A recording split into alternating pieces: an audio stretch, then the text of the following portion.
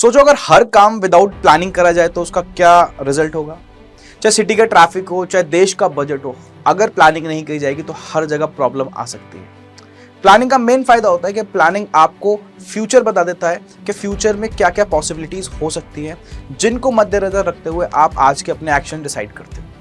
तो बहुत ही ज्यादा इंपॉर्टेंट है प्लानिंग चैप्टर आप लोगों के लिए पढ़ना। तो आज की वीडियो इन्हीं सब बातों को कवर करने जा रही है, जहां पे आप प्लानिंग क्या होती है, प्लानिंग के फीचर्स क्या है, प्लानिंग के इंपॉर्टेंस क्या है, प्लानिंग को कैसे करते हैं उसका प्रोसेस, और sir types of plans, 8 type के प्लान कराऊंगा। एक एक प्लान अच्छे से पढ़ लेना, क्योंकि सीबीएसई बेटा इस प्लान्स को जरूर पेपर के अंदर केस स्टडी के फॉर्म में पूछता है। तो आज का जो वन शॉट है बहुत ही इंपॉर्टेंट चैप्टर होने वाला, और ये एक ऐसा चैप्टर है जहां से मैनेजमेंट का पहला फंक्शन स्टार्ट होता है, because planning is the first function of the management. तो स्वागत करता हूं मैं आपका आज की वीडियो के अंदर।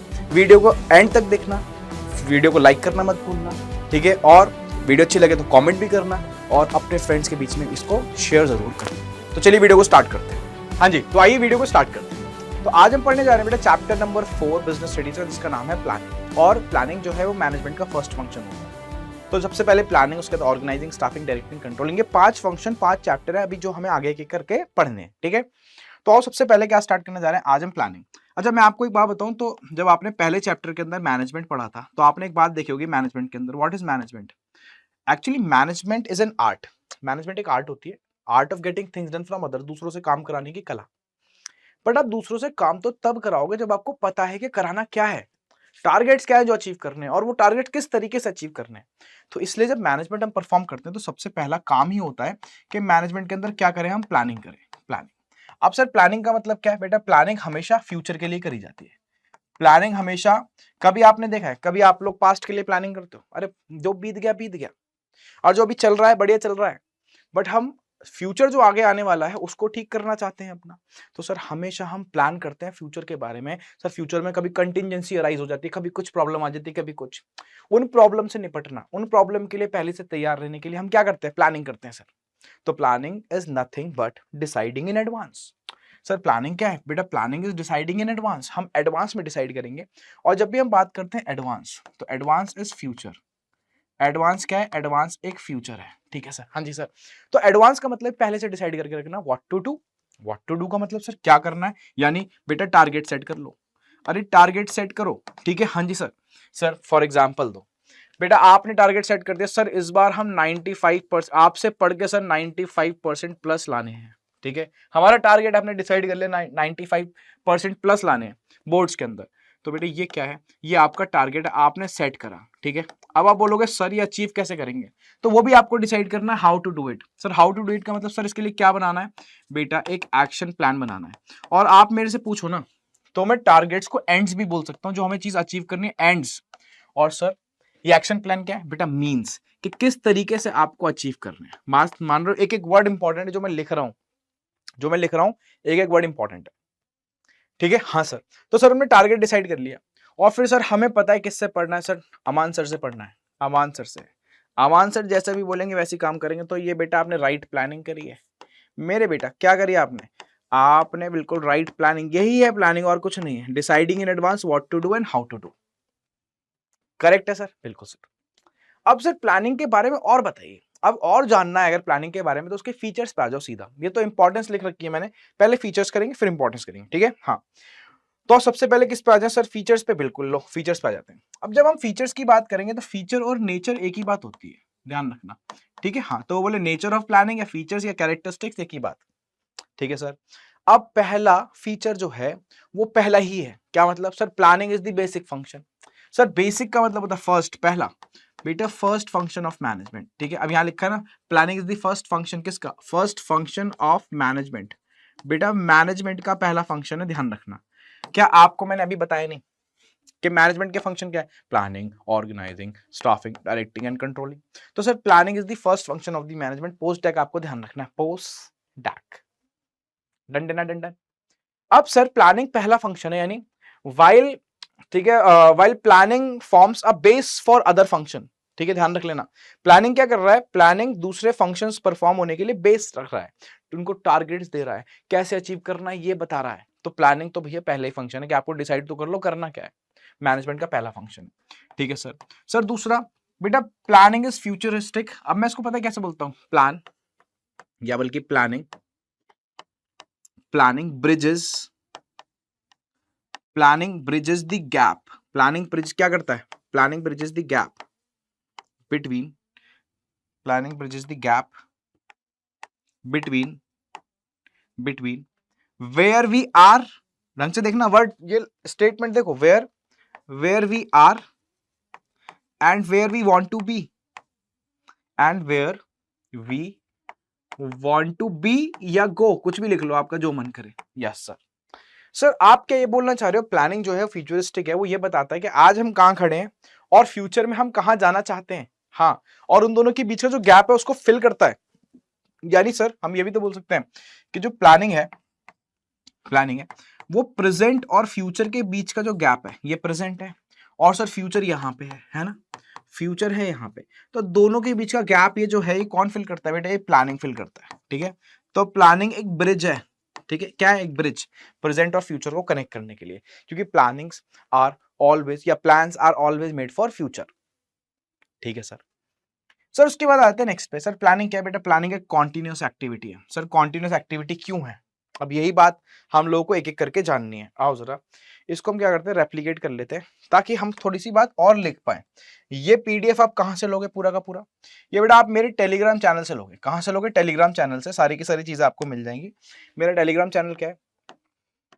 अमान_, लिख देता हूं मैं, अमान_सर_ अड्डा 247। ये बेटा मेरा क्या है? टेलीग्राम चैनल है। यहां से जाके आप बेटा ले सकते हो ये पीडीएफ और सारी पीडीएफ, इस सेशन में जितना भी आनी पीडीएफ सारी वहीं से मिलेंगी। ठीक है, हाँ आप सुनते रहो, सारी बातें बढ़िया तरीके से सुनो। सर प्लानिंग क्या है बेटा? प्लानिंग है कॉन्टिन्यूस एक्टिविटी। Y continuous? क्योंकि जो प्लान्स है, देखो आपने एक बार प्लानिंग कर ली, प्लान्स बना लिए, क्या आपको लगता है आपको दोबारा बनाने की जरूरत नहीं पड़ेगी? सर क्यों नहीं पड़ेगी? आप मुझे बताओ, जब हम प्लान्स बनाते हैं तो हम फ्यूचर के बारे में बनाते हैं। अच्छा फ्यूचर हम लोग जानते नहीं है। कोई भी एक ऐसा इंसान दिखा दो दुनिया के अंदर जो जिसको पता फ्यूचर में क्या होने वाला है, नहीं पता ना। तो सर हम प्लान्स कैसे बना लेते हैं? हम बेटा प्लान्स बनाते हैं अजम्पशंस पे। अभी ये बात आगे आएगी तो आप लोगों को समझ में आएगी प्लान्स किस पे बनते हैं, अजम्पशंस पे। और सर ये जो अजम्पशंस हमने फ्यूचर के बारे में लगाई हैं कि ऐसा हो जाएगा फ्यूचर के अंदर, है ना, ये सर गलत भी तो हो सकते हैं, होती भी हैं, बहुत बार निकलती हैं। और सर अजम्पशन गलत हुई तो क्या हमें प्लान्स को रिव्यू करना पड़ता है? प्लान्स को क्या हमें रिव्यू करना पड़ता है? आंसर इज यस बेटा, हमें प्लान्स को क्या करना पड़ता है? रिव्यू करना पड़ता है। क्या करना पड़ता है? Review, change. तो मुझे दिख रहा है प्लानिंग बेटा कभी भी खत्म नहीं होगी। प्लानिंग जब तक आपकी ऑर्गेनाइजेशन चल रही है आपको प्लानिंग हमेशा करते रहनी पड़ेगी। तो planning is what? Planning is continuous activity, continuous activity. ठीक है सर। सो उसके बाद आते हैं plan. Sir planning goal oriented है। अच्छा करते क्यों? क्योंकि इसके अंदर सर हम टारगेट्स डिसाइड करते हैं जो हमें अचीव करने हैं। तो मैं बोल सकता हूं sir goals, targets, objectives decide करते हैं, तो planning is goal oriented. Sir planning क्या परवेसिव है? हाँ बेटा planning is pervasive. Why planning is pervasive? ठीक है, बिकॉज इट इज प्रेजेंट, ठीक है, at all the levels of management. Present at all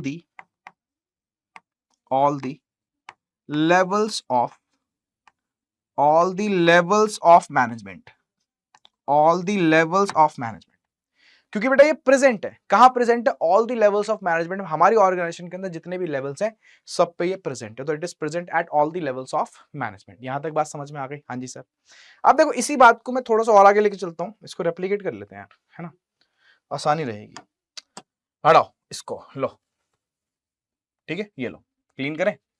अब सुनो मेरी बात को ढंग से समझना। ये पीडीएफ आपको पता है कहां से लेनी है? टेलीग्राम चैनल से सारे के सारे ले लेना इसको। ठीक है, हाँ ये लो, देखो ये पेज है, ऐसा नहीं है मैंने इरेज कर दिया, मिल जाएगी पीडीएफ के अंदर, होगा ये पेज। ठीक, अब इधर आ जाओ सर। सिक्स्थ फीचर पे आ जाते प्लानिंग के। बहुत ही सिंपल, बहुत ही basic. Sir planning aims at efficiency. अब जिन्होंने फर्स्ट चैप्टर देखा होगा उनको पता होगा एफिशिएंसी का मतलब क्या होता है, जरा बताओगे? एफिशिएंसी का मतलब क्या है? सर एफिशिएंसी का मतलब होता है completion of work with minimum cost, या एट मिनिमम कॉस्ट पे काम करना। सर कम खर्चे पे काम करना, उसको बोलते हैं एफिशिएंसी, या रिड्यूसिंग दी वेस्टेज, ऐसे बोल सकते हो आप, वेस्टेज को कम करना, रिड्यूसिंग दी वेस्टेजेस। जितनी वेस्टेजेस हैं आप उनको क्या कर रहे हो? कम कर रहे हो, तो भी आप एफिशिएंट बन रहे हो। ठीक है सर, यहां तक बात समझ में आ गई। अब सर प्लान्स जो हमने बनाए हैं उसका पर्पस क्या हो सकता है? उसका पर्पस ये होगा कि वो आपका खर्चा बढ़ाएगा। ऐसे प्लान्स तो यूजलेस हो गए जो आपका खर्चा बढ़ा रहे हैं। तो आप प्लानिंग क्यों कर रहे हो, फ्यूचर के बारे में क्यों प्लानिंग कर रहे हो? ताकि मैं चाहता हूं कि फ्यूचर में ऐसी कोई इवेंट ना आए जिससे मेरा खर्चा बढ़ जाए, और अगर खर्चा बढ़ गया तो प्लान्स ऐसे बेटा बेकार हैं। तो प्लानिंग हमेशा एम करती है इन खर्चों से बचने की, फालतू के खर्चों से बचने की, फालतू की वेस्टेजेस से बचने की। तो प्लान्स हमेशा किस पे एम करते हैं बेटा? Plans are always aiming at the efficiency. किस पे एम करते हैं? एफिशिएंसी पे एम करते हैं। ठीक है सर। सर प्लानिंग क्या है बेटा? प्लानिंग लास्ट वाला सुन लो, प्लानिंग एक मेंटल एक्सरसाइज है। ठीक है सर, मेंटल एक्सरसाइज क्यों? क्योंकि लिखा है, क्योंकि इट इन्वॉल्व्स थिंकिंग। ठीक है, इसमें आपको ज्यादा फिजिकल एक्टिविटी करने की जरूरत नहीं होती है। It is a mental exercise which involves thinking. क्या इन्वॉल्व करती है? थिंकिंग इन्वॉल्व करती है। ठीक है, हाँ जी सर, बिल्कुल। डन डना डन डन कर दें इसको यहां तक। तो सारे के सारे फीचर्स पढ़ लेने, 7 फीचर्स। सर बेसिक फंक्शन है, फ्यूचरिस्टिक है, कॉन्टिन्यूअस है, गोल ओरिएंटेड है, परवेसिव है, एफिशिएंसी पे एम करती है, और सर मेंटल एक्सरसाइज है because it involves thinking. Done done done done. Okay की रिपोर्ट, आगे चलें। अब सर इसकी इंपॉर्टेंस बता दो सर। आओ, इंपॉर्टेंस के लिए तो पीछे जाना पड़ेगा, एक एक इंपॉर्टेंस पढ़ेंगे बढ़िया तरीके से। ठीक है, आओ। इनके बारे में वैसे मैंने लिखा भी हुआ है। ठीक है, मैंने तो बता दिया, एक बार जरा देख भी लो। सर प्लानिंग क्या है बेटा? प्लानिंग एक बेसिक फंक्शन है, मैंने लिख भी दिया था, planning is the basic function he first function. Sir किसका? मैनेजमेंट का, बता दिया था। हाँ जी सर, आगे चलो। सर प्लानिंग फ्यूचरिस्टिक है। हाँ, प्लान रिलेट्स किससे करता है? फ्यूचर से रिलेट करता है। Planning focuses on where we are and where we want to be. बताया था नहीं बताया था? अभी सारी चीजें बता चुका हूं। याद करवा रहा हूं लैंग्वेज किस तरीके से पेपर के अंदर लिख के आनी है। ठीक है, हाँ। In other word, planning bridges the gap. बताना, ब्रिजेस द गैप बिटवीन, क्या बताया था मैंने? Present and future. देखो सारी चीजें याद करा दूंगा, डोंट वरी। सर प्लानिंग एक कॉन्टिन्यूस एक्टिविटी है। Plans made need to be review, बताया था मैंने। प्लान्स जो बनते हैं उनको बार बार रिव्यू करना पड़ता है। सर क्यों करना पड़ता है? Because plans are made on assumptions, and if assumptions turn out to be wrong then plans are need to be reviewed. क्या मतलब है इस बात का? आपने फ्यूचर के लिए जो प्लानिंग करी है वो अजम्पशंस पे बेस्ड है। आपको फ्यूचर नहीं पता, इसलिए आप फ्यूचर में अजम्पशंस लगाते हो, भैया ऐसा होगा तो आज ऐसी प्लानिंग कर लो। बट ध्यान रखना बेटा, वो अजम्पशंस कभी कभार गलत निकल के आ जाती हैं, क्योंकि हमें फ्यूचर नहीं पता, और किसी को भी नहीं पता, हम छोड़ो किसी को भी नहीं पता। तो plans are need to be reviewed, therefore planning is a continuous process. Sir planning goal oriented है, यस, क्योंकि उसके अंदर टारगेट सेट करते हैं। और बताओ, और सब बढ़िया। उसके बाद बेटा बात करते हैं तो प्लानिंग इज परवेसिव। प्लानिंग क्या है? परवेसिव। सर क्यों? बिकॉज बेटा तीनों लेवल पे करी जाती है, ऑल लेवल्स ऑफ मैनेजमेंट। और जब मैं बात करता हूं किसकी? लेवल्स ऑफ मैनेजमेंट की, लेवल्स ऑफ मैनेजमेंट।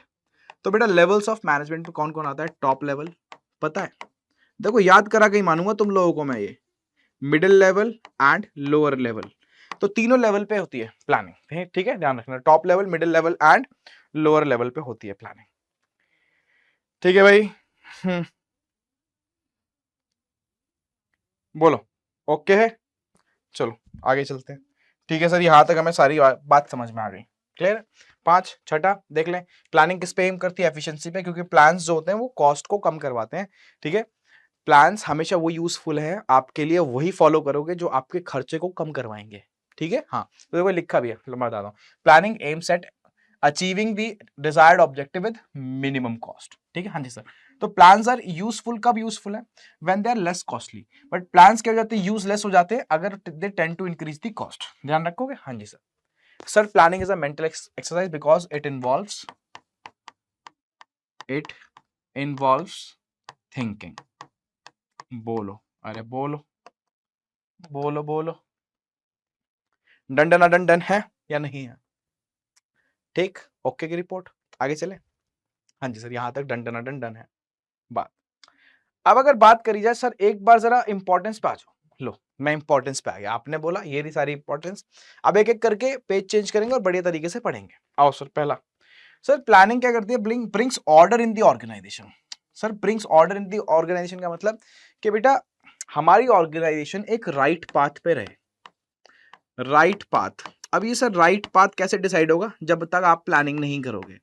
देखो कभी कभार क्या होता है, ठीक है, हमें चलने के लिए, ठीक है, देखो मेरे को यहां से कहीं मान लो शिमला जाना है, तो मैं राइट पाथ पे कब रहूंगा? जब मेरे को अपनी डेस्टिनेशन पता होगी, है ना? जब मेरे को डेस्टिनेशन नहीं पता होगी, कहीं भी घूम रहा हूँ, तो मेरे को अगर फाइनल डेस्टिनेशन अपनी पता है कि मेरे को कहाँ जाना है, तो मैं हमेशा राइट ट्रैक पे रहूंगा। सिमिलरली प्लानिंग आपको डायरेक्शन क्यों प्रोवाइड कराती है? क्योंकि प्लानिंग के अंदर आपने टारगेट्स सेट कर लिए हैं जो आपको अचीव करने हैं।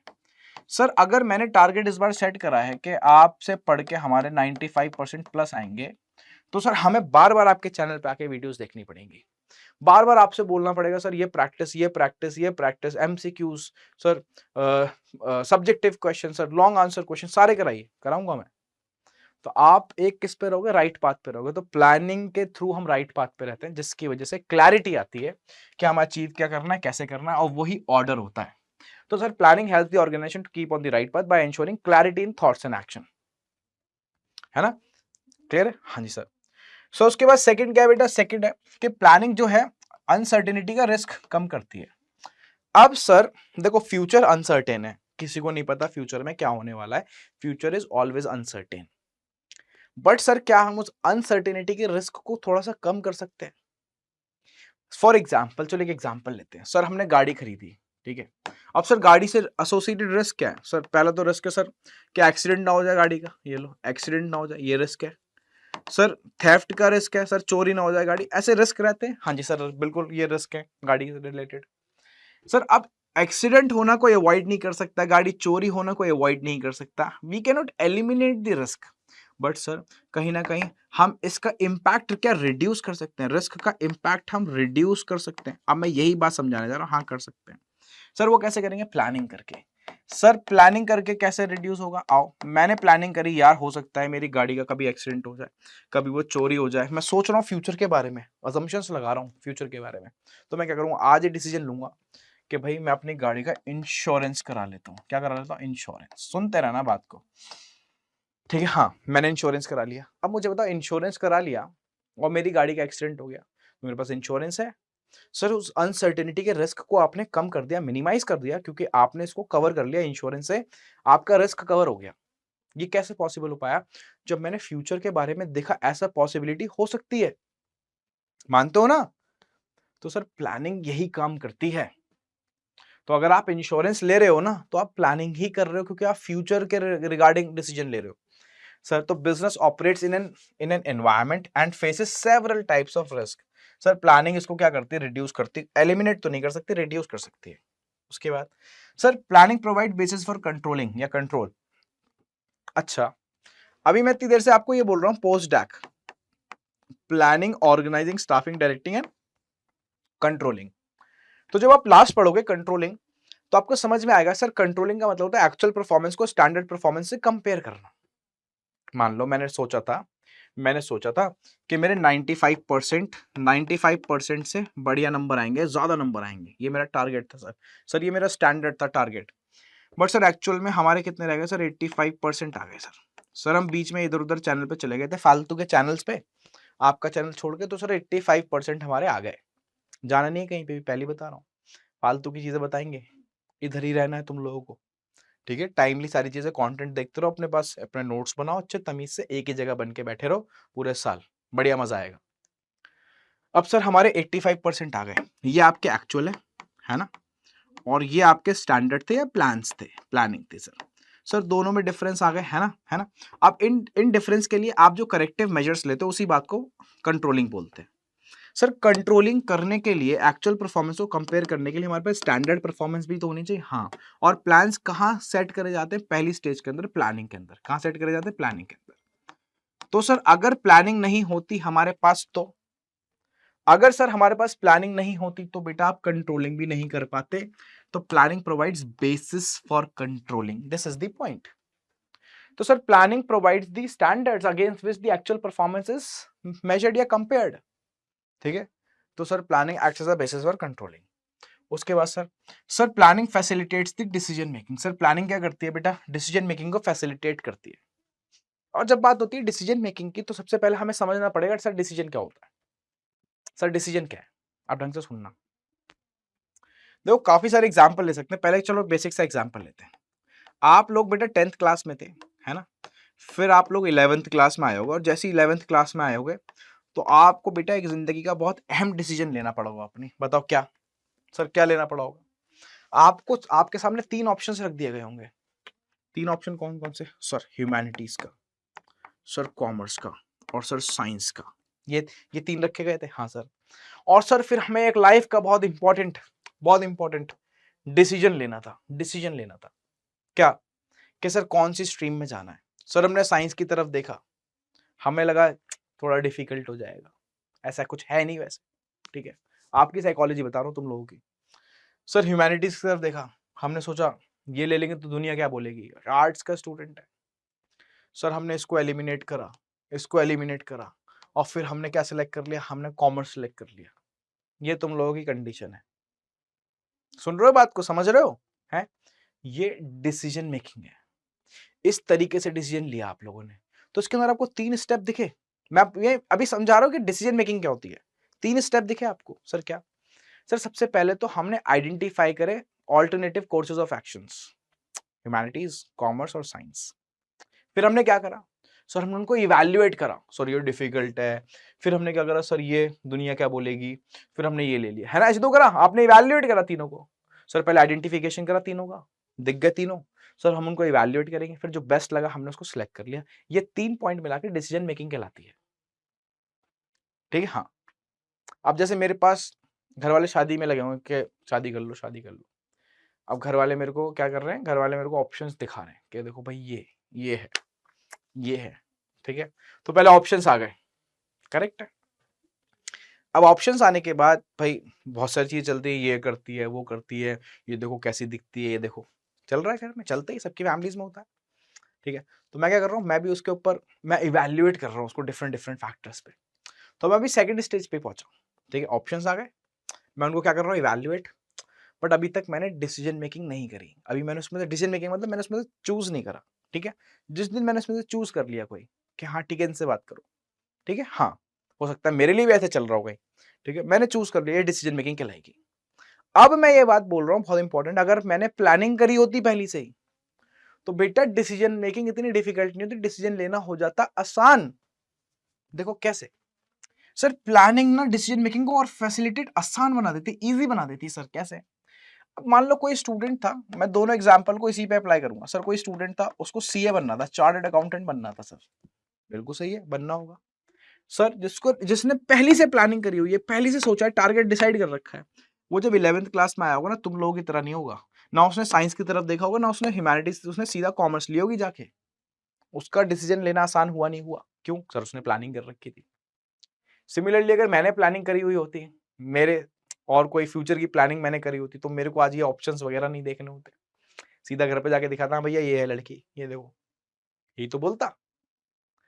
तो करेक्ट है, यानी सर प्लानिंग से हमारा डिसीजन लेना आसान हो जाता है। और सर जब प्लानिंग से डिसीजन लेना आसान होता है ना हमारा, ठीक है, तो हम बोलते हैं sir planning facilitates the decision making. समझ में आई बात या नहीं आई? बिल्कुल सर, बेहतरीन तरीके से। तो सर अगर बात करी जाए किसकी, सर डिसीजन मेकिंग की, तो डिसीजन मेकिंग इन्वॉल्व सर्चिंग, कोई identification, searching for various alternatives, ठीक है, कोर्सेज ऑफ एक्शन, फिर इनको क्या करना है, इवैल्यूएट, और उसमें से एक अच्छा सा सिलेक्ट कर लेना है, that is the decision making. और प्लानिंग इस चीज को और आसान बनाती है, यही पॉइंट है। सर उसके बाद what is planning links present with future, ये तो हम पढ़ के आए बेटा, planning is futuristic, planning is futuristic, हाँ जी सर। तो planning is futuristic, that is it links present with future, it bridges the gap between where we are and where we want to be. Sir next, sir planning is goal oriented, हाँ जी very nice. ये तो इतना basic point है। Sir goal oriented क्या मतलब? अरे बेटा targets कहाँ सेट करते हैं हम? प्लानिंग के अंदर तो सेट करते हैं, तो planning is goal oriented process, ठीक है, हाँ जी सर। सर लास्ट बेटा, प्लानिंग प्रोवाइड्स डायरेक्शन, बिल्कुल पता है सर, क्यों? देखो सब बात घूम फिर के वहीं आ जाती है सर, क्योंकि ये हमें टारगेट्स देता है, ये हमें ऑब्जेक्टिव्स देता है, जो हमें क्या करना है, अचीव करना है। मानते हो बात को? हाँ जी सर। तो प्लानिंग प्रोवाइड्स डायरेक्शन और gives objectives which needs to be achieved, ठीक है, हाँ। तो ये सारी की सारी बातें हो चुकी हैं, ठीक है, क्लियर है? इतनी बात समझ में आ गई? मुझे तो लगता है बिल्कुल बढ़िया तरीके से समझ में आ गई। एक बात और सुन लो, प्लानिंग क्या करता है, रिड्यूस करता है ओवरलैपिंग, ठीक है, एंड वेस्टफुल एक्टिविटीज। मतलब कभी अगर ऐसा होता नहीं, आपको नहीं लगता एक एक्टिविटी को अगर मैंने 2 बार कर दिया, मान लो कोई एक्टिविटी है, इसको किसी और ने भी परफॉर्म कर दिया, मैंने भी परफॉर्म कर दिया, तो 2 बार नहीं हो गई क्या? तो इससे क्या टाइम और रिसोर्सेज की वेस्टेज नहीं हो रही? मान लो प्लानिंग का चैप्टर मैंने भी पढ़ा दिया आपको, अमन सर ने भी पढ़ा दिया, तो अब मुझे बताओ, एक एक चैप्टर 2 बार पढ़ा दिया गया तो उसकी वेस्टेज हुई नहीं हुई टाइम की और एफर्ट्स की? तो सर ये कैसे अवॉइड करा जाए? प्लानिंग करके। प्लानिंग ये ओवरलैपिंग और वेस्टफुल एक्टिविटीज को अवॉइड करता है, जिससे एफिशिएंसी आती है ना? तो हमें एफिशिएंट बनाता है। कोई प्रॉब्लम की बात तो नहीं। लास्ट है, प्लानिंग प्रमोट्स इनोवेटिव आइडियाज। और ये बात कहां से निकलती है बेटा? प्लानिंग एक फिजिकल एक्टिविटी नहीं है, ठीक है? इट इन्वॉल्व्स थिंकिंग प्रोसेस है एक। कैसा प्रोसेस है? थिंकिंग का, है ना? तो planning promotes innovative ideas. Innovative का मतलब न्यू आइडियाज। जब हम प्लानिंग करते हैं तो माइंड में नए नए आइडियाज आते हैं, ठीक है? हाँ जी सर। तो ये सारे फायदे हैं किसके? प्लानिंग के।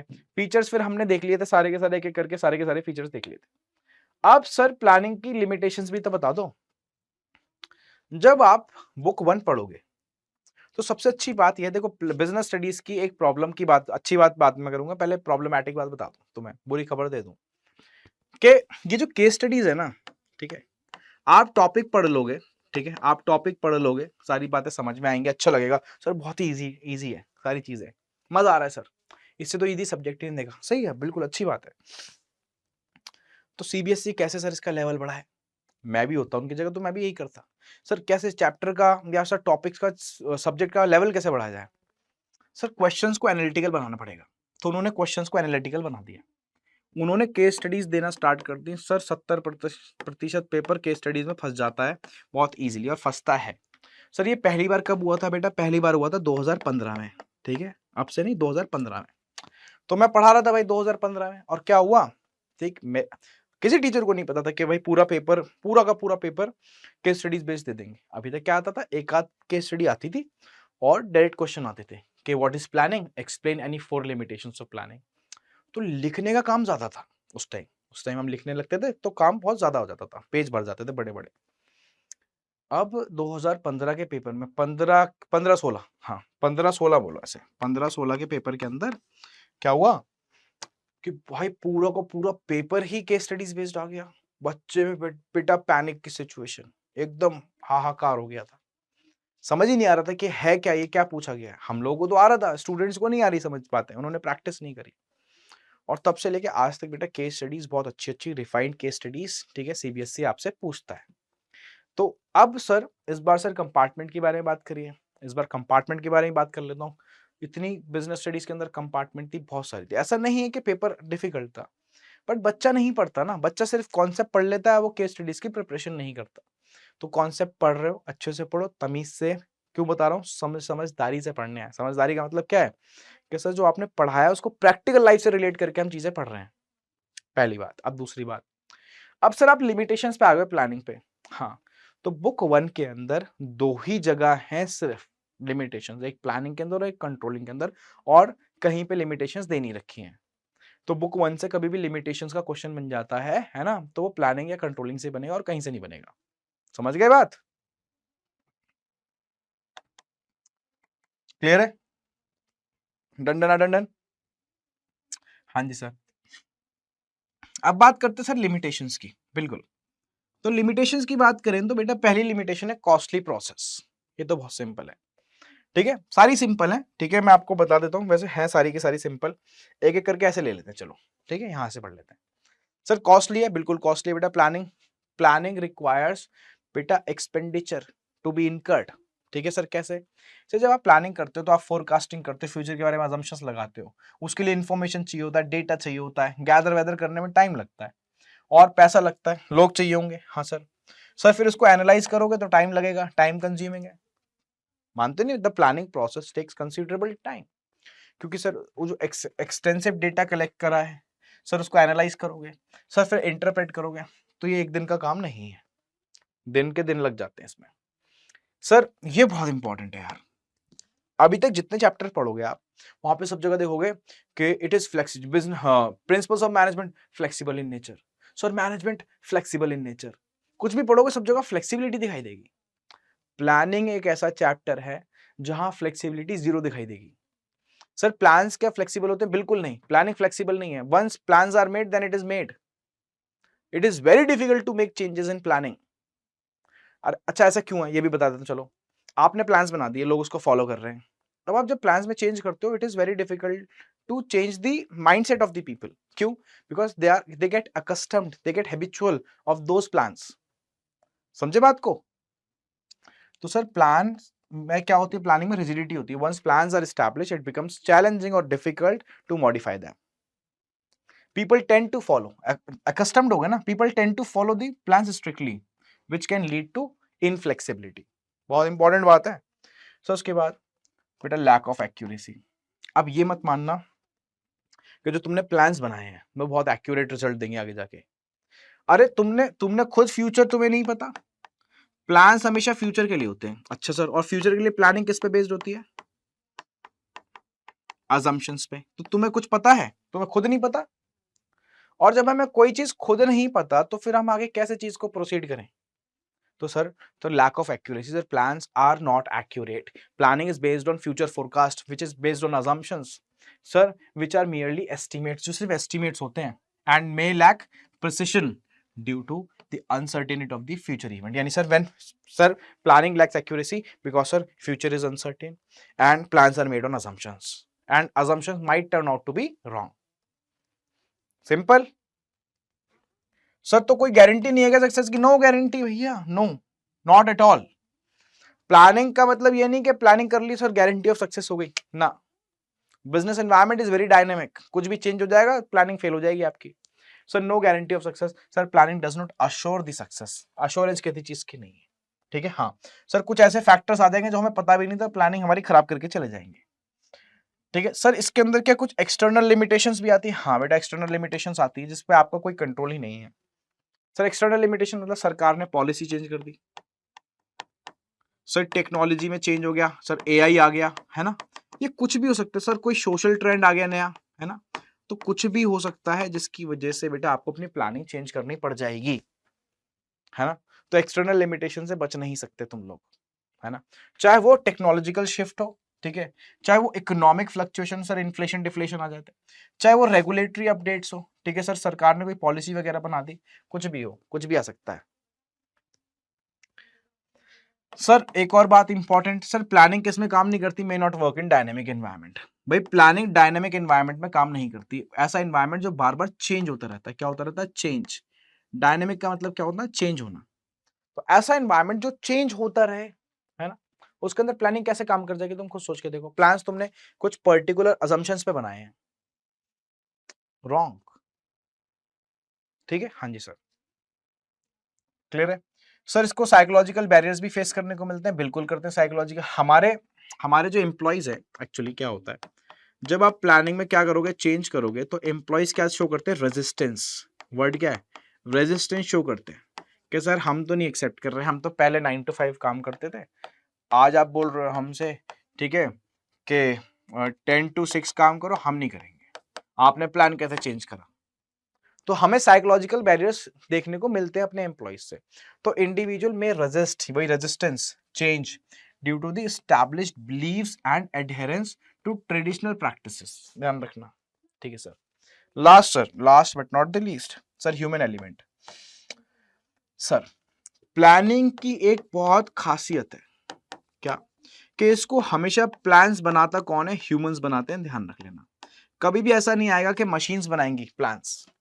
Plans are always made by humans. तो आप सोचोगे सर इसमें प्रॉब्लम क्या है? तो अच्छी बात है, अच्छी बात है, बट कभी कभार सारे ह्यूमंस ठीक नहीं होते, सारे ह्यूमंस पॉजिटिव नहीं होते. कभी कभार बहुत से लोग ऐसे होते हैं जो अपने फायदे के लिए प्लान्स बना लेते हैं. They plan to serve their own interest. और अगर ऐसा हो गया तो बेटा ऐसे केस के अंदर ऑर्गेनाइजेशन सफर करती है. तो सर सर्टेन इंडिविजुअल्स और ग्रुप में influence the planning process. Planning process को क्या करेंगे? Influence to serve their personal interest. Sir ऐसे में तो बड़ी दिक्कत आ जाएगी. यही प्लानिंग की लिमिटेशन है. बोलो समझे नहीं समझे? है ना, समझ गए. और last sir, sir planning reduces creativity. Plans follow कर दी, बना दिए, हाँ जी सर. सर एम्प्लॉयज क्या कर रहे हैं? एम्प्लॉयज उनको फॉलो कर रहे हैं. हमारे जो एम्प्लॉयज है क्या कर रहे हैं? फॉलो कर रहे हैं. हाँ जी सर. अब सर एक एम्प्लॉय आया हमारे पास उठ के, कह रहा है मेरे पास सर बहुत बढ़िया प्लान है, इससे हमारी प्रोडक्शन की जो कॉस्ट है वो बहुत ज्यादा कम हो जाएगी. मैंने प्लान सुना, मेरे को बढ़िया लगा. मैंने कहा यार बात तो सही कह रहा है, बट मैंने बोला यार अब कुछ नहीं हो सकता. अब तो जो प्लान्स बन गए हैं और इम्प्लीमेंट हो गए, लोग उसको फॉलो कर रहे हैं. It is very difficult to make the changes. वो सोच रहा है यार मैंने आइडिया भी बताया, इतनी मेहनत करी, सारी की सारी चीजें, और इन्होंने इंप्लीमेंट नहीं करा, ठीक है, अगली बार नहीं आएगा, उसको कोई फायदा नहीं सोचेगा, है ना। तो लोगों की क्रिएटिविटी कम होती है क्योंकि प्लानिंग फ्लेक्सिबल नहीं है, प्लानिंग रिजिड है, तो लोग सोचना ही बंद कर देते हैं। तो planning reduces creativity in the organisation. इतनी बात समझ में आ गई? ठीक है, क्लियर है? बोलो भाई, क्लियर है? ठीक है, तो अब हमें पढ़ना है बेटा बहुत ही इंपॉर्टेंट टॉपिक, प्लानिंग का प्रोसेस। काफी सारी बातें हमने पढ़ ली हैं, और अब हम क्या पढ़ेंगे बेटा? अब हम पढ़ेंगे प्लानिंग का प्रोसेस। तो अब हम पढ़ेंगे प्लानिंग का प्रोसेस, है ना। तो देखो, बात करेंगे प्लानिंग के प्रोसेस की, तो प्लानिंग के प्रोसेस का एक सिंपल सी ट्रिक है याद करने की। आपको सिर्फ याद करना एस डाइज एफ। देखो यहां लिखा भी है मैंने, एस डाइज एफ। अब इसका मतलब क्या है? एस का मतलब है देखो सेटिंग अप ऑफ ऑब्जेक्टिव्स, ये सब सारे इनिशियल्स हैं। देखो एस डाइज, ठीक है, डाइज यहां तक, और एफ बस आपको याद करना है ना। एस का मतलब setting up of objectives, D का मतलब developing planning promises, identification, evaluation, selection, implementation and follow up. अब ये सब क्या है मैं बताऊंगा, एक एक करके एक एक चीज एक्सप्लेन कराऊंगा, ठीक है। पर उससे पहले आप लोगों को याद करना है कि याद तो हो जाए पहले हमें, है ना। तो सिर्फ याद करने का एक सिंपल सा तरीका, एक सिंपल सा ट्रिक है, एस डाइज एफ। याद हो गई? आगे चले। अब सर प्लानिंग का प्रोसेस क्या है, क्या क्या करते हैं सर प्लानिंग के अंदर, और मैं एक एक करके आप लोगों को सारी की सारी बातें समझाता हूं। सर पहला पहला है एस। एस का मतलब सर सबसे पहले आपको टारगेट सेट करना है, ऑब्जेक्टिव सेट करना है ना। जैसे हम लोगों ने बात करी थी अभी कि आप लोगों ने क्या करा था, आप लोगों ने सेट कर लिया था सर इस बार 95% प्लस हमारे मार्क्स आएंगे, आपने टारगेट सेट करा, है ना। तो सबसे पहला काम होता है, सबसे पहला काम है इस ऑब्जेक्टिव्स को डिसाइड करना, ऑब्जेक्टिव को सेट करना। Sir plans are prepared to achieve the certain objectives, वो सर्टेन ऑब्जेक्टिव ये रहा आपका, है ना। और therefore the first step planning के अंदर क्या बन जाता है कि डिफाइन करना, ठीक है, और डिस्क्राइब करना क्लियरली कि ऑब्जेक्टिव्स हैं क्या, ये ऑब्जेक्टिव्स हैं। समझ में आ गई बात? और आपको पता है प्लान्स तीनों लेवल पे बनाए जाते हैं, चाहे वो टॉप हो, चाहे वो मिडिल हो, चाहे वो लोअर हो।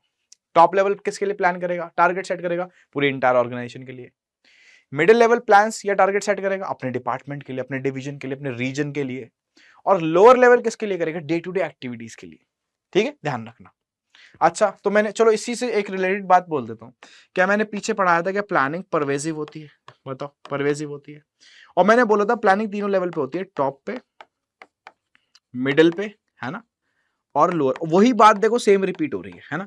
आप देखो कुछ थोड़ा सा एक्स्ट्रा बात दे रहा हूं। सर टॉप लेवल पूरी इंटायर ऑर्गेनाइजेशन के बारे में प्लान करता है। सर मिडिल लेवल अपने डिपार्टमेंट के बारे में, ठीक है, हाँ।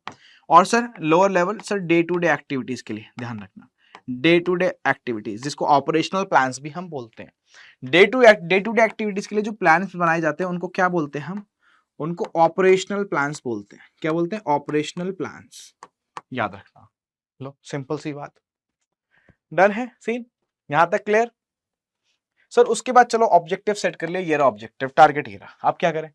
अब बेटा डेवलप करो प्लानिंग प्रेमाइसेस। अब बहुत सारे लोगों को प्रेमाइसेस का या प्रेमिसेस का मतलब समझ नहीं आता। सर प्रेमाइसेस का मतलब क्या बेटा? प्रेमाइसेस का मतलब है अजम्पशंस, बेटा जो फ्यूचर में चीजें होने वाली हैं, जो जिसके ऊपर आप प्लानिंग करोगे। आप डिसाइड करोगे कि सर हमें ये काम करना है, बट हो सकता है ये हो जाए। मानते हो बात को? सर सर इस बार जैसे फॉर एग्जांपल, हाँ, सीयूटी का एक एग्जामिनेशन होता है, आप लोगों को पता होगा। और सर कौन कंडक्ट कराता है? बेटा एनटीए, है ना। तो इस बार क्या हुआ, इस बार इकोनॉमिक्स के अंदर बहुत मेजर चेंज आए। मैं आपको दिखाता हूँ कि हम क्यों क्यों प्लानिंग करके चलते हैं, assumptions लगा के चलते हैं। सर इकोनॉमिक्स के अंदर सबसे इंपॉर्टेंट चेंज आया कि आईडी, इंडियन इकोनॉमिक डेवलपमेंट आती है, उसको हटा दिया गया और उसकी जगह माइक्रो को डाल दिया गया, और साथ में मैक्रो तो पढ़नी ही होती है। तो सर इस बार ये चेंज लास्ट मोमेंट पे कर दिया गया। अब बताओ जो प्लानिंग करते हुए आ रहे होंगे वो तो फेल हो गई होगी। सर क्यों? सर इन्वायरमेंट इज डायनेमिक, उन्होंने पूरी बुक हटा दी। जिस बच्चे ने पहली से आईडी पढ़ना स्टार्ट कर दिया होगा उसकी तो प्लानिंग फेल हो गई। तो सर हम क्या करें? हम ये भी माइंड में रख के चलेंगे कि लास्ट मोमेंट पे अगर कोई चेंज हो गया तो अजम्पशन, है ना। तो उसके अकॉर्डिंग सर माइक्रो भी पढ़ते हुए चल रहा होगा कोई स्टूडेंट। तो बेटा प्लानिंग की बस यही खासियत है, आपको यही बात ध्यान रखनी है क्या, कि सर मेन बात यही है कि आपको अजम्पशंस लगाते हुए चलना है कि अगर ये हो गया तो क्या, यही प्लानिंग है। तो सर अब क्या करें? सर पहले आपने सेट करा सर ऑब्जेक्टिव, अब फ्यूचर के बारे में अजम्पशन लगाओ क्या क्या पॉसिबिलिटी हो सकती है। डेवलप करो एक प्लानिंग प्रोमाइसेस। सर प्रोमाइसेस लगा लिया, अजम्पशन लगा ली, बट इसका फायदा क्या होगा? बेटा this will act as a boundary under which all the plans will be executed. क्या मतलब? ये जो अजम्पशंस हैं इसके बेसिस पे अब क्या होगा, this will act as a boundary. अब सारी प्लानिंग इसके अंदर होगी, इन अजम्पशंस के अंदर होगी। समझ रहे हो बात को, है ना? तो these assumptions will act as a boundary under all the plans will be executed. Sir, once the objective to be achieved are set, the next step क्या बनता है sir, involves establishing the premises, और क्या लगाना, assumptions लगाना about the future, future के बारे में। अब सर क्यों? Sir because planning premises provide the boundaries within which the plans will be executed। बोलो, याद भी करा देता हूं तुम लोगों को साथ के साथ। हाँ, आ जाओ भाई, थर्ड पे आ जाओ। Sir identifying the alternative courses of action. देखो एस डाइज पूरा लिख दूं, एस डाइज, ठीक है, ऐसे लिखो, बल्कि ऐसे लिखो, एस ऐसे लिखो, याद रहेगा, एस डाइज एफ, है ना? Sir setting up of objectives हो गया, डेवलपिंग प्लानिंग प्रोमाइसेस हो गया। अब हम क्या कर रहे हैं, हम आइडेंटिफाई करने जा रहे हैं क्या, ऑल्टरनेटिव कोर्सेज ऑफ एक्शंस। और जब भी हम बात करते हैं ऑल्टरनेटिव कोर्सेज ऑफ एक्शन की, तो बेटा इसका मतलब है कि अब आप जो टारगेट अचीव करने जा रहे हो उसके लिए कौन कौन से ऑप्शंस अवेलेबल हैं, किस किस तरीके से अचीव करोगे। सुन रहे हो बात को, किस किस तरीके से अचीव करोगे। सर चलो एक एग्जांपल दे दो, मैं चाहता हूं इस बार कॉमर्स का इंडिया के अंदर 90% प्लस बच्चा मैं पढ़ाऊं। सर टारगेट है आपका, वेरी नाइस। सर आपने क्या अजम्पशंस लगा ली, हाँ लगा ली कि क्या क्या पॉसिबिलिटी हो सकती है, बिल्कुल सर, ठीक है। अब मैं क्या करूंगा, ये टारगेट मैं कैसे अचीव कर सकता हूं, मैं देखूंगा नहीं क्या, मेरे को कंटेंट बनाना है ना, मेरे को कंटेंट बनाना है। सर लाइव क्लासेस लेनी है, सर शॉर्ट्स बनाने, काफी सारे ऑप्शंस अवेलेबल है ना मेरे पास, है ना? तो मैं इनको आइडेंटिफाई करूंगा कैसे मैं इस मार्केट को टैप कर सकता हूं। समझ में आई बात? तो sir once objectives and planning premises are established, ठीक है सर, देन बेटा it becomes necessary to discover करो various alternative courses of action जिनके थ्रू आप ये अचीव कर सकते हो। ये लिख लो, इनकी लिस्ट बना लो। सर फिर एक एक करके इवैल्यूएट करेंगे इनको, लो इवैल्यूएट करो, एक एक करके इवैल्यूएट करो। सर इवैल्यूएट किस पे करें बेटा, कॉस्ट बेनिफिट करो, इनके देखो खर्चा कितना आएगा, किससे कितना बेनिफिट है, ठीक है, कौन सा कितना टाइम टेकिंग है, ठीक है, सबको कर लो, सब सारे फैक्टर्स पे इनको इवैल्यूएट कर लो। सर फिर जो मोस्ट फीजेबल लगे, जो लगे सर सबसे कम कॉस्टली है, ज्यादा प्रॉफिटेबल है, उसको सिलेक्ट करेंगे। सर मोस्ट फीजेबल वाला क्या होगा, सिलेक्ट बेस्ट पॉसिबल ऑल्टरनेटिव को फिर हम सिलेक्ट करेंगे कि इसके थ्रू हम अपना टारगेट अचीव करेंगे, ठीक है। हाँ सर फिर हमने सिलेक्ट कर लिया, सिलेक्ट करने के बाद उसको इंप्लीमेंट करो, आप लागू कर दो उसको। हाँ सर उस पर काम करना स्टार्ट कर दो, इंप्लीमेंटिंग दी प्लान्स। सर इंप्लीमेंटेशन के लिए एक बात बहुत इंपॉर्टेंट है, इंप्लीमेंटेशन के लिए कभी कभार वर्ड लिखा आता है कम्युनिकेशन। सर जब हम अपने प्लान्स को कम्युनिकेट कर देते हैं तो वह पूछेगा बताओ ये कौन सा स्टेप है प्लानिंग का। तो इंप्लीमेंटेशन का मतलब ही मैं अपने एम्प्लॉइज के बीच में गया, मैंने बोला हाँ अब इस तरीके से काम होगा, मैंने कम्युनिकेट कर दिया, तो दैट इज मैंने प्लान्स को इंप्लीमेंट कर दिया, लागू करवा दिया। लिखा है क्या, हाँ देखो यहाँ पे लिखा भी है, ये लो भाई, लो समझ गए बात को, नहीं समझे, क्लियर है? हाँ जी सर। और सर उसके बाद बेटा फॉलो अप, उसके बाद हम क्या लेंगे, उसके बाद हम फॉलो अप लेंगे। फॉलो अप का मतलब जो आपने प्लान्स लागू करे हैं, जो इंप्लीमेंटेशन हुआ है प्लान्स का, ठीक है, क्या वो ठीक से काम कर रहे हैं, जैसा आपने सोचा था, जैसे इन्होंने टारगेट बनाए थे वैसे ही काम कर रहे हैं नहीं कर रहे। तो मैनेजर क्या करता है, मॉनिटर करता रहता है प्लान्स को carefully to ensure that the premises are holding true और नॉट, जो अजम्पशन लगाई थी वो सही है नहीं सही है, ठीक है, इन प्रेजेंट कंडीशन, और कोई एडजस्टमेंट तो नहीं करने, कुछ चेंजेस वगैरह तो नहीं करने। तो S setting up of objectives, ठीक है, developing planning provides identification alternative courses of action, evaluation, selection, implementation and follow up. S dies F। Done done done done है, कितना सिंपल था प्रोसेस, इसी तरीके से याद कर लेना, ठीक है, आपको सारी की सारी चीजें समझ में आ जाएंगी। आगे चल रहा हूं मैं, अरे बोलो चले सर, ठीक है आगे चलते हैं। आज का लास्ट टॉपिक ज्यादा बड़ा चैप्टर नहीं है, बहुत छोटा सा ही चैप्टर है बट अच्छा चैप्टर है। जो फंक्शंस, आज के बाद के चैप्टर्स बड़े बड़े स्टार्ट हो जाएंगे, जैसे ऑर्गेनाइजिंग आएगा बड़ा चैप्टर है, स्टाफिंग बड़ा चैप्टर है, डायरेक्टिंग सबसे बड़ा चैप्टर है, ठीक है, उसके बाद कंट्रोलिंग छोटा चैप्टर है। तो जो स्टार्टिंग है वो छोटी, एंडिंग है वो छोटी, ये बीच में जो चंक है ना 3 चैप्टर के, ऑर्गेनाइजिंग, स्टाफिंग, डायरेक्टिंग, और ये बहुत हैवी चैप्टर है, इनको अच्छे से पढ़ना हम लोगों को। अब सर बात करते हैं टाइप्स ऑफ प्लान्स की, ठीक है, आपको टाइप्स ऑफ प्लान्स मैं यहीं पे इसको खत्म कर दूंगा, बड़े तरीके से समझ में आएगा आपको। सर पहला प्लान क्या है बेटा, ऑब्जेक्टिव्स।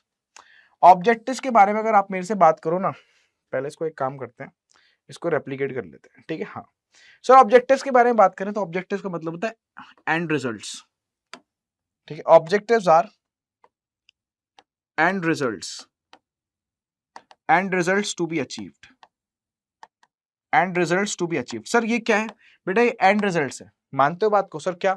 टारगेट्स एंड रिजल्ट्स और टारगेट्स टू बी अचीव्ड, ठीक है सर, ठीक है। एंड रिजल्ट्स और टारगेट्स टू बी अचीव्ड, ठीक है सर, बिल्कुल यहां तक बात समझ में आ गई। अब हम बात करते हैं सर, आगे चलते हैं, थोड़ा सा इसके बारे में और समझते हैं। क्या सर इनको हम फाइनल डेस्टिनेशन बोल सकते हैं? हाँ सर, इनको क्या बोल सकते हैं? Final destinations. Final destination sir जहां पे हमें जाना है, सर जो हमें चीज अचीव करनी है। जैसे मैं बताता हूं आपको, जैसे मैंने बोला था या आपने डिसाइड करा था कि सर हमें 95% चाहिए, प्लस चाहिए सर, बिल्कुल ये हमने सर डिसाइड करा था। तो end results to be achieved या फाइनल डेस्टिनेशन जो है हमारे ऑर्गेनाइजेशन की, सर बाकी के जितने प्लान्स होते हैं क्या वो सर ऑर्गेनाइजेशनल ऑब्जेक्टिव पे बेस्ड होते हैं? हाँ सर, जितने भी ऑब्जेक्टिव्स हैं सर, जितने भी हम ये टाइप्स ऑफ प्लान्स पढ़ेंगे, these all are based on objectives of the planning. Sir क्या ये सारे के सारे प्लान्स को कंप्राइज करता है? हाँ बेटा, आओ जरा एक एक करके मैं बात थोड़ी सी बताई दूं, यहाँ पे आ जाओ। सर ऑब्जेक्टिव्स आर एंड्स और रिजल्ट्स टू बी अचीव्ड। हाँ जी सर। सर ऑब्जेक्टिव क्या है सर? ये क्या फाइनल डेस्टिनेशन शो करता है ऑर्गेनाइजेशन की, जो हमें चीज अचीव करनी, जहां हमें जाना है। सर जनरली कौन बनाता है पूरी ऑर्गेनाइजेशन के लिए? तो टॉप लेवल बनाता है। कौन बनाता है? Top level of management. ये भी बात सर समझ में आ गई हमें। और सर उसके बाद बात करें, they serve as a guideline for overall planning. मैंने कहा बाकी के जितने भी ऑब्जेक्टिव्स हैं या जितने भी प्लान्स हैं, सॉरी प्लान्स हैं, वो किस पे बेस्ड है? वो इसी पे बेस्ड है। तो पहले ऑब्जेक्टिव जो है होता है, फिर सारी प्लानिंग होती है, ठीक है सर। हाँ सर, अब बिजनेस एंटरप्राइज, क्या किसी बिजनेस एंटरप्राइज के मल्टीपल ऑब्जेक्टिव्स हो सकते हैं? हाँ हो सकते हैं, कोई प्रॉब्लम की बात नहीं। फॉर एग्जांपल जैसे सर्वाइवल, प्रॉफिट, ग्रोथ हमने पढ़ा नहीं ऑर्गेनाइजेशनल ऑब्जेक्टिव के अंदर, तो ये ऑब्जेक्टिव है। तो अगर आप ऑब्जेक्टिव के बारे में बात करेंगे तो ऑब्जेक्टिव एक काफी बड़ा प्लान है, ठीक है, फाइनल डेस्टिनेशन है, एंड रिजल्ट्स है जो हमें अचीव करने हैं। इतनी बात समझ में आ गई, ठीक है, इतनी बात तो क्लियर है हम लोगों की। तो अब इसी तरीके से जो हमारा सेकंड ऑब्जेक्टिव आता है वो है स्ट्रैटेजी। और आप मेरे से अगर ये पूछोगे ना कि सब में सबसे ज्यादा इंपॉर्टेंट कौन सा, तो मैं बोलूंगा strategy is the most important types of plans. Types of plans देखो टोटल 8 हैं, आपको 8 पढ़ने, जिसके अंदर objective, strategy, policy, procedure, rules, method, programme and budget. तो ये 4 काफी इंपॉर्टेंट है, ठीक है, और ये भी काफी ज्यादा इंपॉर्टेंट है। मैं आपको बता दूंगा इसके अंदर कुछ मार्क कराऊंगा, जहां पे मैं स्टार बनाऊं, उनको तो छोड़ के जाना ही नहीं है। अब जब भी बात होती है स्ट्रैटेजी की, तो इसके लिए आप लोगों को एक वर्ड ध्यान रखना है, कॉम्प्रिहेंसिव और इंटीग्रेटेड प्लान। देखो सबके लिए मैं आपको कुछ कीवर्ड बताऊंगा, कॉम्प्रिहेंसिव, कॉम्प्रिहेंसिव और इंटीग्रेटेड प्लान। अब इसका मतलब क्या है? इसका मतलब देखो, स्ट्रैटेजी का मतलब एक तरीके से आप ब्लूप्रिंट मान लो। आपने वर्ड सुना होगा ब्लूप्रिंट। ये ब्लूप्रिंट का मतलब ये है कि एक्चुअली में ये ऑर्गेनाइजेशनल ऑब्जेक्टिव्स को अचीव करने के लिए हमें एक ब्लूप्रिंट चाहिए होता है कि किस तरीके से हम इन ऑब्जेक्टिव्स को अचीव करेंगे, वही हमारी स्ट्रैटेजी होती है। अब जैसे फॉर एग्जांपल मान लो कोई कंपनी है ABC limited. ABC limited is a company, उसका उसका इस बार टारगेट है कि मार्केट का 60% शेयर कैप्चर करना, यानी उसका टारगेट है शेयर मैक्सिमाइजेशन का, ठीक है, मान लो। तो वही कैसे अचीव करेगी? उसने उसने उसकी स्ट्रैटेजी है इंटेंसिव मार्केटिंग। इंटेंसिव मार्केटिंग, वो क्या कर रहे हैं? वो मार्केटिंग पे पैसा खर्चा करने जा रहे हैं। तो ये क्या है बेटा? कॉम्प्रिहेंसिव और इंटीग्रेटेड प्लान है। तो दिस इज द स्ट्रैटेजी, इसको स्ट्रैटेजी बोलते हैं। अब देखो बात को समझ भी लेते हैं, कोई प्रॉब्लम की बात नहीं है, इधर आओ। ये स्ट्रैटेजी में भी डिफाइंड एज कॉम्प्रिहेंसिव और इंटीग्रेटेड प्लान।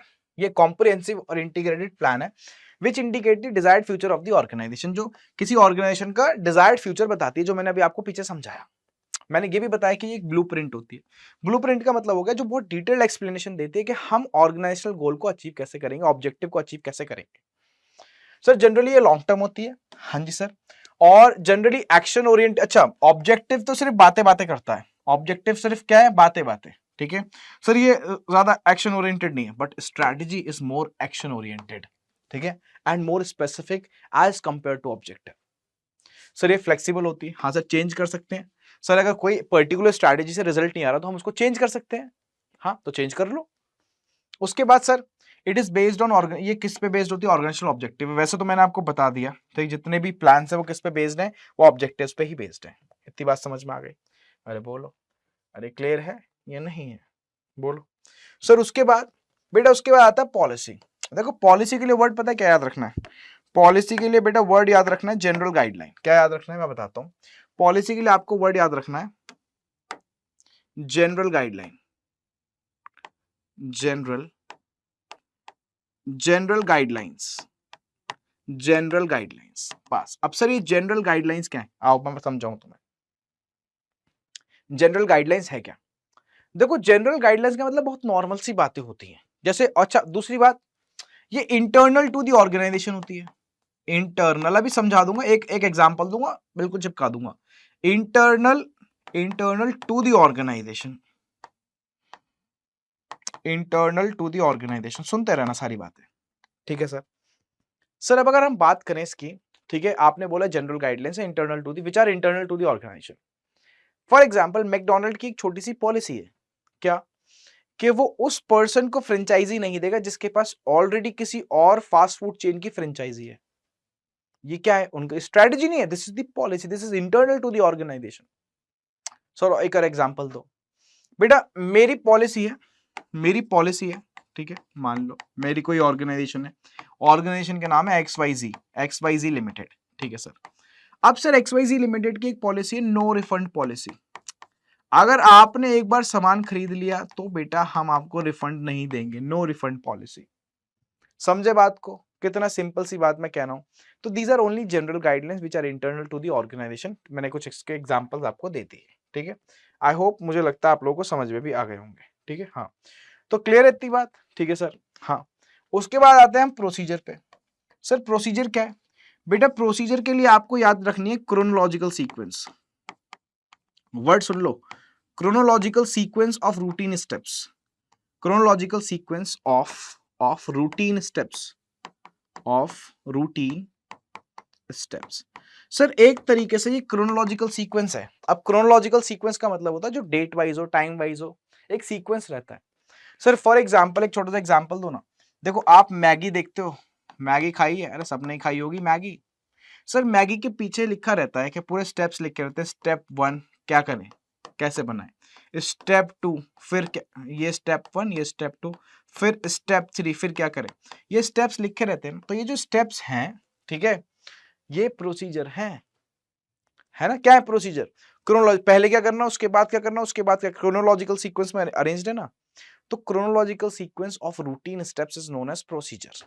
कितनी सिंपल सी बात है।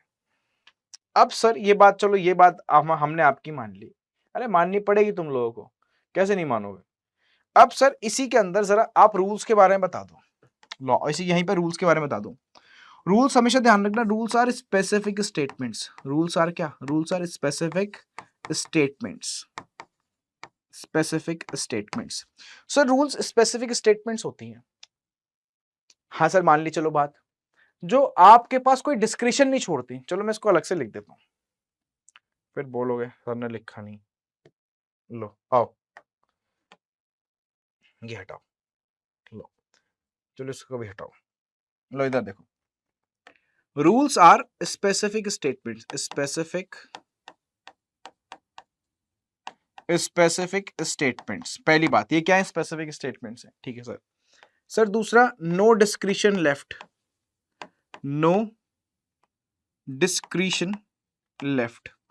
सर डिस्क्रिशन का मतलब बेटा आपकी कोई मर्जी नहीं चलेगी, क्या सर हमें फॉलो करने का मन नहीं है, अरे फॉलो करने पड़ेंगे, रूल्स के अंदर कोई आपके पास डिस्क्रिशन नहीं होती, ठीक है सर। इसको और डूज एंड डोंट्स भी बोलते हैं, dos and don'ts, dos and don'ts, ध्यान रखना। और सर अगर रूल्स ब्रेक करोगे तो पेनल्टी लगेगी, क्या लगेगी? पेनल्टी। ये सारी 4 बातें ध्यान रख लो, बस बात खत्म, इससे बाहर कुछ है ही नहीं। सर एक एग्जांपल दो बेटा। फॉर एग्जांपल कहीं लिखा है नो स्मोकिंग, तो ये क्या है? रूल। और अगर तुम लोगों ने वहां स्मोक कर दिया तो, वैसे तो मुझे पता तुम लोग करोगे नहीं, तमीज के हो तुम लोग काफी, बट मान लो किसी ने कर दी यहाँ पे स्मोकिंग, तो सर उसने रूल ब्रेक कर दिया, अब उसको पेनल्टी पे करनी पड़ेगी, otherwise no if no but लट ही लट, ठीक है। हाँ जी सर आगे चलिए। सो उसके बाद आते हैं मेथड पे। चलो अब मेथड की बात कर लेते हैं। सर मेथड की अगर बात करी जाए, मेथड की, तो sir what is method? Method होता क्या है? देखो यहीं पे बहुत सारे बच्चों को कंफ्यूजन है। बेटा मेथड ना हमेशा, method is the best way, best way, ठीक है सर। किस चीज का मतलब best way of doing a task? किसी भी काम को करने के मल्टीपल तरीके हो सकते हैं, हाँ सर बिल्कुल। उनमें से जो बेस्ट तरीका है वो मेथड होता है। तो method is the best way of doing a task, इतनी याद रखो बात, इससे ज्यादा पढ़ने की जरूरत नहीं है। तो what is method? Method is the best way of doing a task. अब आप जब प्रिंसिपल्स ऑफ मैनेजमेंट पढ़ते हो वहां पे भी मेथड स्टडी पढ़ते हो, वहां पे भी क्या था कि method is the best way of doing a certain task. हाँ जी सर। सर फिर आते हैं प्रोग्राम पे। बेटा program is a detailed combination of objective, strategy, policy, procedure, rules. समझ में आ गई? इनका क्या है बेटा? इनका एक डिटेल्ड कॉम्बिनेशन। इन सबको मैं ऐड कर दूंगा तो क्या बन जाएगा? प्रोग्राम। चलो सर एक एग्जांपल दो, आओ दे दो मैं एक एग्जांपल। मान लो मेरे को एक तुम लोगों का मीटअप कराना है। क्या कराना है? मीटअप। हाँ सर एक मीटअप बनता है, बिल्कुल बनता है, बना करेंगे, बिल्कुल करेंगे, मीटअप भी करेंगे। सर अब जो मीटअप करोगे सर उसके अंदर उसका उसका कुछ ऑब्जेक्टिव होगा। हाँ बेटा कुछ ऑब्जेक्टिव होगा, है ना? कितने टाइम से ऑनलाइन पढ़ रहे हैं कि अब ऑफलाइन मिलते हैं आपस में, है ना? ऑब्जेक्टिव तो होगा। सर आप उसके अंदर स्ट्रैटेजी बनाएंगे। हाँ बेटा स्ट्रैटेजी बना देंगे कुछ, ठीक है, हाँ, कि कैसे इस ऑब्जेक्टिव को अचीव करना है, ठीक है, हाँ। सर उसके बाद स्ट्रैटेजी के बाद कुछ पॉलिसीज होंगी आपकी। हाँ बेटा पॉलिसीज बनाएंगे बिल्कुल, which are internal to the organisation. Sir कुछ रूल्स रखोगे। हाँ बेटा ड्रेस कोड वगैरह रख देंगे कि किस तरीके से आना है, क्या क्या, है ना? और ऐसे ही काफी सारी चीजें करते चले जाएंगे जिसके अंदर बजट भी आएगा। बजट भी आएगा आपका, जो लास्ट ऑब्जेक्टिव है आपका बजट भी इंक्लूडेड होगा। सर इनका कोई बजट भी होगा? हाँ होगा। इन सबको मिला के जो मीटअप होगा बेटा इसको प्रोग्राम बोलोगे। क्या बोलोगे? प्रोग्राम। समझ गए बात को? नहीं समझे? हाँ सर। तो program is nothing but the detailed combination of all the plans. ठीक है, हाँ जी, अब क्लियर हो गई बात। अब लास्ट पे आ जाओ, लास्ट है बजट। बजट को समझने के लिए मैं यहाँ पे अलग से लिख देता हूं।